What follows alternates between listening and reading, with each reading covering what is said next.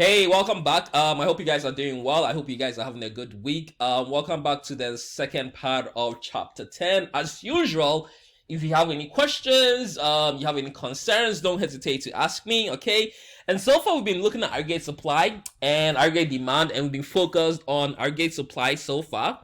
Okay, and we left off with this sort of class activity or this class example, and hopefully you can follow along, okay, and actually understand what is going on. And if you don't understand anything, please don't hesitate to watch this video, and obviously, go back to the videos I've already posted, and you can always come to my office, or you can always send me an email. A couple of you have done that already, and I'm more than happy to actually help you out. Okay, so universities in the US decrease the number of engineering graduates.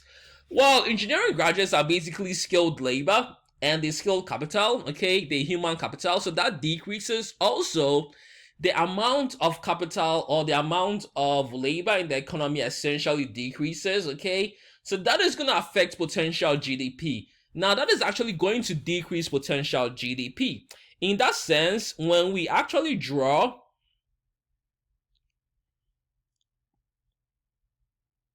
our labor supply curve and our short-run aggregate supply curve, we have our long-run aggregate supply curve, which is upward sloping, which is vertical, sorry. And we have our supply curve, short-run aggregate supply curve, which is basically upward sloping. Okay, and we have the points where they both meet, and we have, let's say, P star here. Okay, so essentially, when universities in the US decrease the number of engineering graduates, potential GDP is going to decrease, okay? So what is going to happen is that short-run aggregate supply curve is going to shift to the left. Okay, and eventually long-run aggregate supply curve will shift to the left, so the point where price level actually becomes the same as the old equilibrium price level. So we have point A here and point B here. So the point where the price level becomes the same, but the only thing that changes is essentially equilibrium GDP. Okay, so GDP does change from G to G star. Okay, which actually makes sense if you think about it. The less human capital there are, the less labor there are, the less goods and services will be produced, okay, in the economy as a whole, right?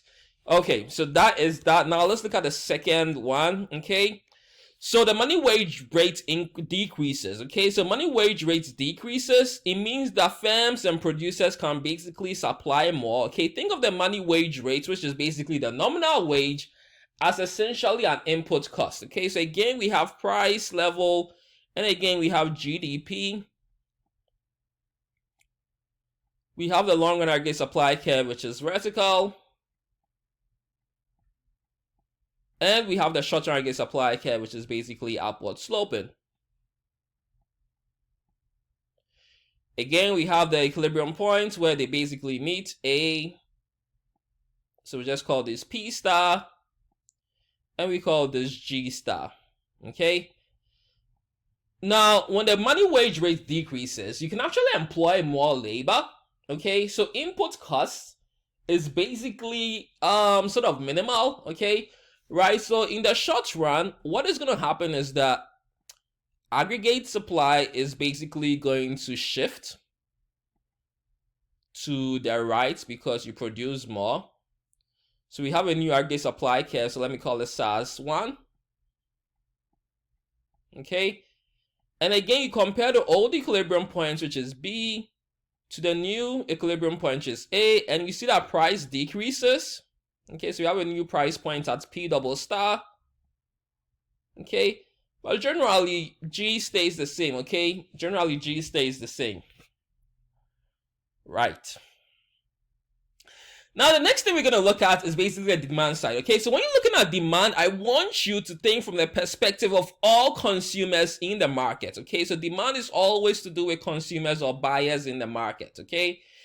And again, I want you to think of the total quantity of goods and services which consumers will buy, okay? The total quantity of goods and services which consumers will buy will basically be the total expenditure in the economy.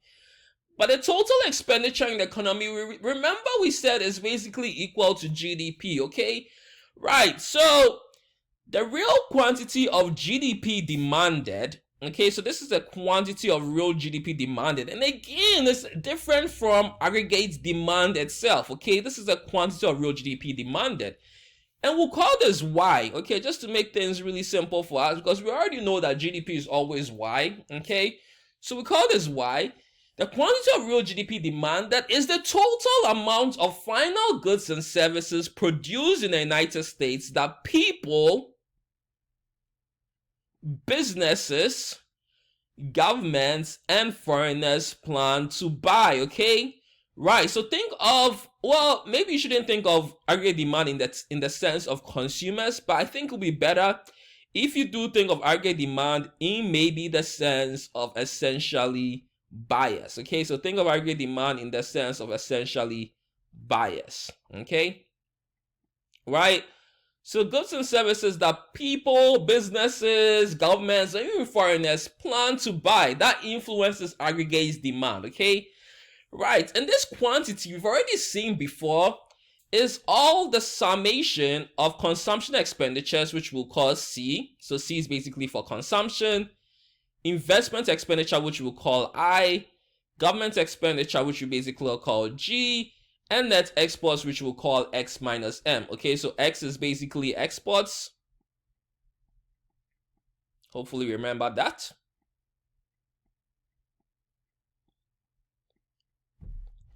And M is basically imports.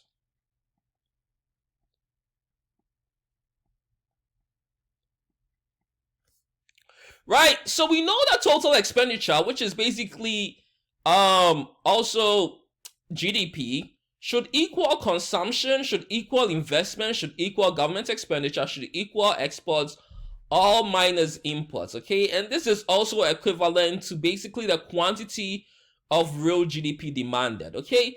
So in a way, you can see that demand, at least aggregate demand, is influenced by these components in terms of consumption expenditures, investment, government expenditure, and to some extent net exports, okay? So the next thing we'll look at is essentially the aggregate demand curve. Now, what is the aggregate demand curve? Well, the aggregate demand curve looks at the relationship between the quantity of real GDP demanded and the price level, okay? So what is the relationship between quantity of real GDP, or the quantity of goods and services people plan to buy, and essentially the price level, okay? So the aggregate demand curve basically plots or illustrates that relationship, okay? It plots or basically illustrates that relationship, okay? So essentially the quantity or the change in the price level affect only the quantity of real GDP demanded. That's something you need to remember, okay? So changes in the price level, because we're looking at solely the relationship with the quantity of real GDP demanded and the price level when you hold all other factors constant, okay? So changes in the price level affect only the quantity of real GDP demanded. Now, how does the aggregate demand curve look like, okay? So I'm going to show you what the aggregate demand curve essentially looks like, okay? And it's going to look like a normal demand curve we've basically seen before, okay? Just like the normal demand curve we essentially have seen before in chapter 4, okay? Chapter 3, sorry, okay? Right, so when the price level is essentially, so with the aggregate demand curve is downward sloping, so we call it AD for short, okay? If the price level is 110, the quantity of real GDP demanded is 18. If the price level increases to 120, the quantity of real GDP demanded falls to 17.5. If the price level increases to 130, the quantity of real GDP demanded falls further to 17. Okay, so as the price level increases, essentially the quantity of real GDP demanded basically decreases, okay? Right. And also, likewise, if the price level decreases, okay, so you have the price level here and quantity demanded is 18.5. If it decreases from C to B, okay, Well, quantity demanded of real GDP basically increases from 18 to 18.5, okay? Right. So, in that sense, we know that aggregate demand curve is downward sloping, okay? Right? And a movement up along the demand curve has to do with a decrease in quantity of real GDP demanded, right? Again, we're looking at quantity of real GDP demanded, and it comes about only because there's a change in the price level, okay? And also an increase in quantity of real GDP demanded comes about because there's a change in the price level, which is basically a drop in the price level, okay?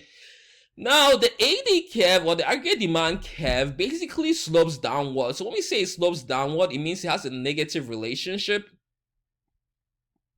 okay? There's a negative relationship between the price level and essentially real quantity of real GDP demanded. Because it slopes downward because of two effects. We have what we call the wealth effect and what we call the substitution effect, okay? So if I was to ask you on a test, why does the aggregate demand curve slope downward? You need to know the wealth effect and the substitution effect, okay? And we'll actually go in detail with these ones, okay? We'll actually go in more detail, okay? Right, so now let's look at the wealth effect, okay? Now, the wealth effect says that a rise in the price level, other things remaining the same, decreases the quantity of real wealth, okay?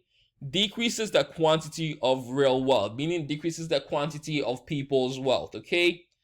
Now, to restore people's wealth when the price level increases, okay, they actually need to save more and cut down on spending.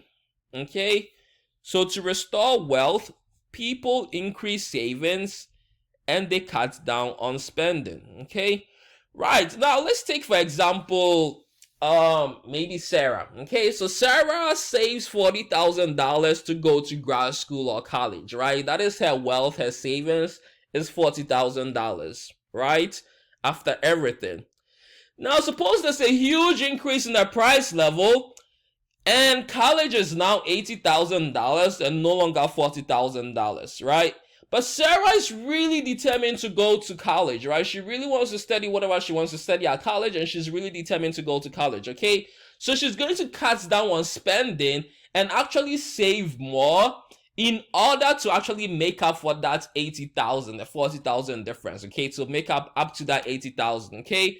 So to restore her wealth, Sarah is going to increase her saving, and for you to increase savings, you need to decrease spending, okay? You need to decrease spending. So, essentially, if the price level increases, the quantity of real GDP demanded decreases because you're not spending as much, so you're not planning on buying as much goods and services, okay? So the quantity of real GDP demanded decreases, okay? And this is known as the wealth effect. People's wealth are affected when the price level actually increases, okay? And likewise, a decrease or a fall in the price level, other things remaining the same, increases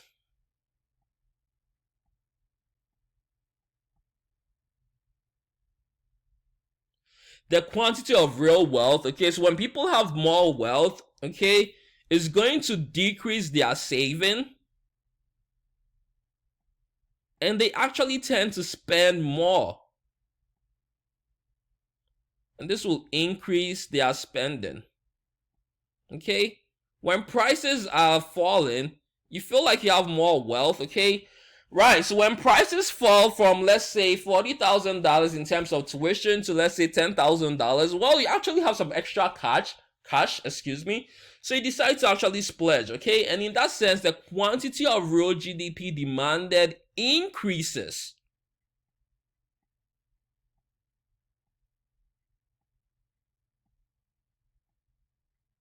Okay, so that is the wealth effect, okay? That is the wealth effect.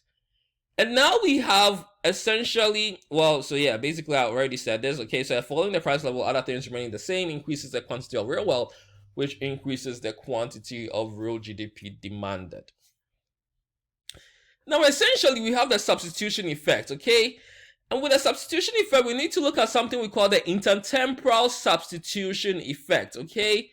So what does it say? Well, it says that rise in the price level, other things remaining the same, decreases the value of money and raises the interest rate. Now, for you to actually understand this, you need to cast your mind back to the money market, okay? When there's a high price level, okay, money basically loses its value. Money can't buy the same amount of goods and services it actually could buy before, okay? So people need to hold more money to make the same amount of purchases as before, okay? So think of Sarah. Initially, she had to hold only $40,000 to pay tuition, but now she has to hold $80,000 to basically pay her tuition, okay? Right, but as money demand increases, what happens to interest rates? Well, interest rate increases as well, okay? Now, there's a knock-on effect. When interest rates increases, people borrow less, okay, because it's expensive to borrow. And since borrowing is less and interest rate rises, people tend to generally spend less as well, okay? So the quantity of real GDP demanded eventually will decrease, okay? So that is the intertemporal substitution effect, okay? Now, let me give you another example. Suppose you go to Walmart. Every day, you carry $10, right, to buy your favorite snack at Walmart, okay? Now, the price of that snack goes up by $20, so now it's, let's say, $30, okay? Now, you need to carry $30 to actually sort of buy the same snack. Well, since you carry more money, you need to hold more money, and the demand for money increases. But we know that when demand for money increases, the real interest rate will basically increase, okay? Now, when the interest rate increases, okay, people actually spend less and borrow less, okay? So there's not much spending in the economy, okay? There's not much spending in the economy, okay? So the quantity of real GDP demand and the quantity of goods and services people in the economy plan to buy basically decreases, okay? And similarly, a fall in the price level will increase the real value of money and lower the interest rate. Now, if you go to Walmart and it's now $5, whatever snack you buy is now $5, you don't have to carry $10 anymore. You have to carry less money. So you demand less money. Now, when you demand less money, money demand basically falls. The interest rate basically falls, okay? And when the interest rate essentially falls, right, people actually feel like, hey, we can actually loan money, we can basically borrow money, we can spend more, and people tend to spend more, and the quantity of real GDP basically increases, okay? So that is the intertemporal substitution effect. And then you have the international substitution effect, okay? So there are two substitution effects, the intertemporal and the international substitution effect, okay? The international substitution effect says that a rise in the price level, other things remaining the same, increases the price of domestic goods relative to foreign goods, okay? So if things in America or in the US become relatively expensive, people will shift to buying things from Canada, supposing the prices in Canada stay the same, okay? So in that sense, imports will increase and exports will decrease, okay? So people will buy more from Canada, and to Canadians, it will seem as if American goods are really expensive. Right, now if imports increase, okay, and exports decrease, this whole number eventually becomes smaller. And remember this plus C plus G plus I equals Y, okay? So suppose this is constant, it is fixed. Suppose this is constant, it is fixed. Suppose this is constant, it is fixed, okay? That means that other things remaining the same, okay? Suppose this whole thing becomes smaller, it means that GDP will become smaller as well, right? So imports increase and export decreasing will decrease the quantity of real GDP demanded, okay? people won't want to buy domestic goods as much before as well, because the price level is now high. Okay, now also conversely, a fall in the price level, other things remaining the same, will actually sort of decrease the price of domestic goods relative to foreign goods. Okay, so it actually induces foreigners to buy more from the United States, and also it reduces imports. Okay, so this whole figure X minus M will actually become huge. Okay, because exports are increasing, imports are decreasing, and eventually Y will also increase. Okay, so that will actually increase the quantity of real GDP demanded. Okay, the next thing we'll look at is essentially changes in aggregate demand. So what influences aggregate demand to change? Okay, right, so far we've looked at changes in real quantity of real GDP demanded. Now what about the whole curve, the whole aggregate demand curve basically shifting? Okay, so now any change other than the price level will bring about a change in the aggregate demand curve. Okay, any change other than the price level will bring about a change in the aggregate demand curve. The only thing that would change the real quantity of aggregate the real quantity of GDP demanded is essentially the price level. Okay, so the main factors of aggregate demand are expectations. Okay, so expectations of things in the future, and we'll look at them in more detail. Fiscal policy and monetary policy. Okay, we'll look at that in more detail as well. Okay, and essentially the world economy. Okay, essentially the world economy. Right, so these are the three main things, and we'll look at them in more detail. Don't worry about it. Okay, I will explain it. I'm here for you.